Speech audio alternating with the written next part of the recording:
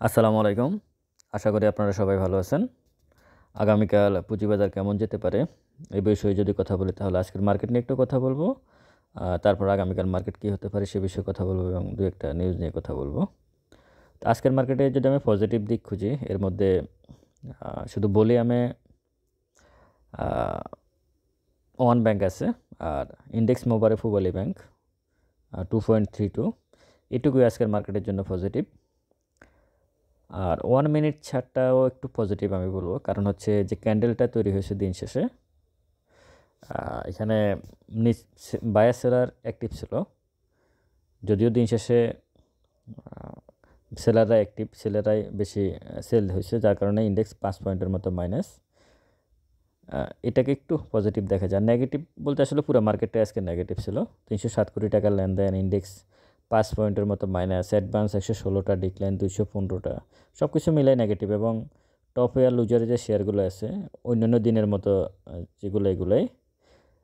তো আপনারা আসলে এই শেয়ারগুলোতে নতুন করে এন্ট্রি নিয়ে কতটুকু প্রফিট করতে পারতেছেন আমি জানি না। আমার ক্যালকুলেশনে খুব বেশি প্রফিট হচ্ছে না, কারণ এগুলো আসলে দেখতেই সুন্দর। এখন এখানে 400 শেয়ার আছে, প্রত্যেক দিনই কোনো না কোনো শেয়ার হল্টেড থাকবে, এটা স্বাভাবিক। ইন্ডেক্স যদি 2-3 হাজারও চলে আসে, ওই দিনেও কোনো না কোনো শেয়ার হল্টেড থাকবে, এটা মূল বিষয় না। মূল বিষয় হচ্ছে আপনি এন্ট্রি নেওয়ার পর ওই শেয়ার থেকে আপনি কতটুকু প্রফিট পাচ্ছেন, সেটা হচ্ছে ইম্পর্টেন্ট বিষয়। আমি মনে করি গত 2 মাসে যে শেয়ারগুলো টপে এবং লুজারে ছিল, যে শেয়ারগুলো টপে ছিল সেগুলো আবার লুজারে আসছে সাইকেল অনুযায়ী। এগুলোর থেকে আসলে খুব বেশি প্রফিট করার স্কোপ ছিল না। হ্যাঁ, কিছু হয়তো হয়েছে, 100 জনের মধ্যে হয়তো 10 জন 20 জন করতে পারে, সেটা ভিন্ন বিষয়। তো যাই হোক, আজকের মার্কেট নিয়ে এটুকুই বলা।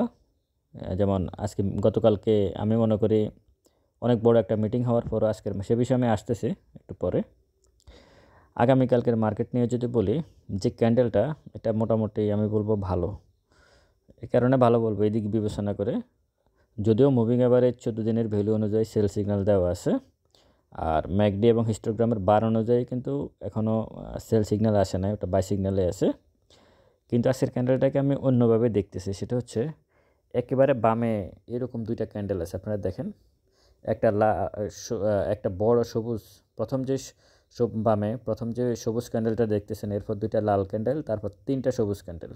হ্যাঁ, এই যে 2টা লাল ক্যান্ডেল দেখতেছেন বামে, ঠিক সেম গতকাল এবং আজকের ক্যান্ডেলটা সেম, একেবারে সেম। মানে আপনি কোনোভাবেই এই 2টা ক্যান্ডেলকে একই রকম। এরপরে যেহেতু বিগত দিনে দেখা গেছে এরকম 2টা ক্যান্ডেল হওয়ার পর 3 দিন মার্কেট প্লাস ছিল, এই দিক বিবেচনা করে হয়তো আশা করি যে আগামীকালকে মার্কেট পজিটিভ থাকতে পারে, একটা সবুজ ক্যান্ডেল পাওয়া যেতে পারে। আমি কখনোই বলি না যে ইন্ডেক্স পজিটিভ থাকবে বা নেগেটিভ থাকবে, এটা আসলে অনুমান করা যায়। ইন্ডেক্স পজিটিভ নেগেটিভ এটা কেউ বলতে পারে না, এটা শুধু স্মার্ট মানি যারা ইউজ করে, যারা এখানে মার্কেট মেকার, তারাই বলতে পারবে। এটা আসলে আমাদের মতো ক্ষুদ্র বিনিয়োগকারীদের পক্ষে বলা সম্ভব না, আমরা শুধু অনুমানটাই করতে পারি। তো সেই দিক বিবেচনা করে আগামীকালকে হয়তো একটা সবুজ ক্যান্ডেল দেখা যেতে পারে। এই হচ্ছে মোটামুটি অবস্থা। তবে সবুজ ক্যান্ডেল বা লাল ক্যান্ডেলের থেকে আমি ভলিউমটাকে বেশি গুরুত্ব দিই। গত কয়েকদিনের ভিডিওতে আমি বারবার বলে আসছি যে ভলিউম যতক্ষণ পর্যন্ত না বাড়বে ততক্ষণ পর্যন্ত আসলে কিছু হবে না। ভলিউমটা এত বেশি ইম্পর্টেন্ট মার্কেটের জন্য এই মুহূর্তে পরজ হয়ে গেছে। আর টোটাল ইন্ডেক্সটা গত 2 মাসে যে ইন্ডেক্স কিছুটা উঠতেছে কিছুটা বাড়তেছে, যেমন 5,000 থেকে 5,230-40-এর মধ্যে 100-150 পয়েন্টের মধ্যে শুধু ঘুরপাক খাচ্ছে, উঠতেছে নামতেছে।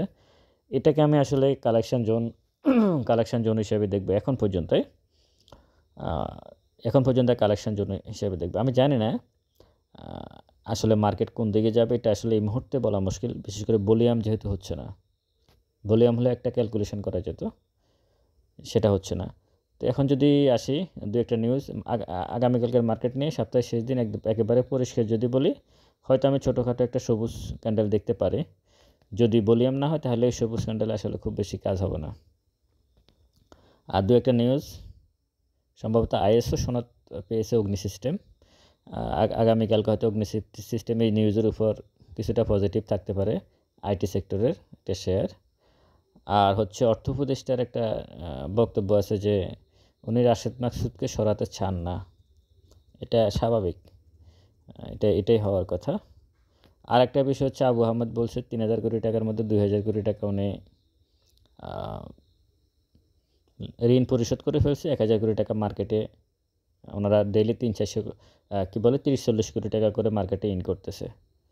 এগুলো ওনাকে কেউ জিজ্ঞেস করে না, ওনাকে না জিজ্ঞেস করলে উনি কথা বলে।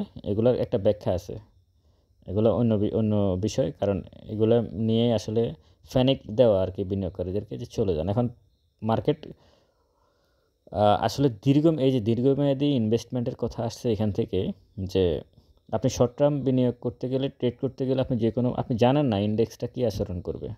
কিন্তু আপনি যখন আমাদের মার্কেটে 15-20টা 25টা কোম্পানি আছে, ওখানে সময় অনুযায়ী যদি আপনি ইনভেস্ট করেন তাহলে বছরের কখনো না কখনো আপনি একটা রিটার্ন পাবেন। কিন্তু আপনি যদি ট্রেড করতে যান, আপনি কিন্তু অন্ধকারে ঢিল মারার মতো একটা কাজ করতেছেন, যেটা থেকে আসলে বেশিরভাগ ক্ষেত্রে ভুল সিদ্ধান্ত হয় এবং লস হয়। তো আপনারা এটা থেকে দূরে থাকবেন, বিনিয়োগের মেন্টালিটি নেবেন দীর্ঘ সময়। এই যে দীর্ঘ সময় নিয়ে যারা ইনভেস্টমেন্ট আছে, যারা কিছু শেয়ার আছে, আমি নাম বললাম না, এই শেয়ারগুলোতে যারা ইনভেস্টমেন্ট করে রাখছে তারা কিন্তু এই যে ইন্ডেক্স পড়তেছে, বাড়তেছে, তারা কিন্তু কোনো টেনশন করতেছে না কিন্তু। কারণ তারা জানে তাদের ইন্ডেক্স যে দিকে যাক, তারা ওই শেয়ারগুলো থেকে একটা রিটার্ন পাবে। ডিভিডেন্ড না, ক্যাপিটাল গেইনে পাবে, এবং পাইছে। গত 1 বছরও সবচেয়ে বেশি মার্কেট খারাপ গেছে না, তখনও কিছু শেয়ার ক্যাপিটাল গেইন দিয়েছে। তো সব কিছু মিলে আমি বলবো যে এই মুহূর্তে ধৈর্যের কোনো বিকল্প নাই, একটু ধৈর্য ধরতেই হবে। আর কিছুক্ষণ আগে আমি একটা ভিডিও দেখতেছিলাম, একজন ব্রোকারেজ হাউসের এমডি, উনি বলতেছিলেন যে মধ্যস্থতাকারী বারবার ব্রোকারেজ হাউস বা মার্চেন্ট ব্যাংক থেকে যদি কাউকে ডেকে নিয়ে আসে কোনো টকশোতে, তাদের কথা একটাই, বড় বিনিয়োগকারীদের আস্থা নেই। আসলে এটা কেন বলে, এবং উনি একটা কথা বলছিল যে কালকে রাশেদ মাকসুদের পদত্যাগের একটা নিউজ ছিল, কারণ মার্কেট প্রথম দিকে ভালো ছিল, পরবর্তীতে ওটা যখন হয়ে গেছে, যে কনফার্ম হয়ে গেছে সে পদত্যাগ করবে না বা কিছু হবে না, তখন মার্কেট পড়ে গেছে। এবং যার ফলশ্রুতিতে আজকেও মার্কেট আসলে পড়লো। তো আমি মনে করি মিটিংয়ের বিষয়ে আমি সর্বশেষ সেটুকু বলবো, গতকালকে অর্থ উপদেষ্টার সাথে সমস্ত পক্ষ, সিডিবিএল বলেন, Dhaka stock exchange, Bangladesh bank, merchant bank, brokerage house, DBA, প্রত্যেকে ব্যক্তি শ্রেণীর বড় বিনিয়োগকারী প্রত্যেকে মিটিং করছে। ওখানে রাশেদ মাকসুদ একটা কথা বলছে যে কমিশনের পক্ষে একা মার্কেটকে টেনে নেওয়া সম্ভব না, মার্কেটকে ভালো করা সম্ভব না, কিন্তু সে নিজে একলা চলনীতিতে নিজেকে তৈরি করে ফেলছে। এখন এসে সেই কথা বলতেছে, সে কাউকে মার্কেটে প্লে করতে দিবে না, এটা হচ্ছে তার সিদ্ধান্ত। এখনকে সে নিজে কালেকশন করতেছে না, অন্য কাউকে দিয়ে শেয়ার কালেকশন করাতেছে, সেটা হচ্ছে দেখার বিষয়। আসলে ওর বিরুদ্ধে এতবার অভিযোগ উঠছে পদত্যাগ করার ব্যাপারে, ওই যে কালকেও বিনিয়োগকারীরা আন্দোলন করছে। এদের আসলে শেয়ার পেয়ে গেলে আর মানে কোনো লজ্জা শরম থাকে না, আর যার লজ্জা শরম থাকে না সে সব কিছুই পারে।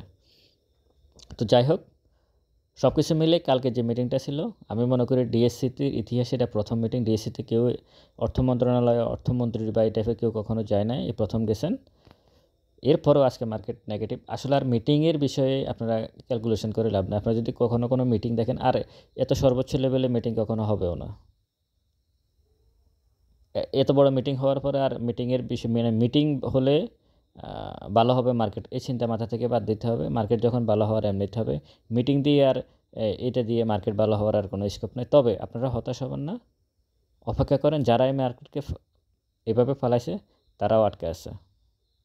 ভালো থাকবেন সবাই, ভিডিওটা ভালো লাগলে শেয়ার করবেন, আর ডেসক্রিপশন বক্সে আমার নাম্বার দেওয়া আছে, যোগাযোগ করবেন। আসসালামু আলাইকুম।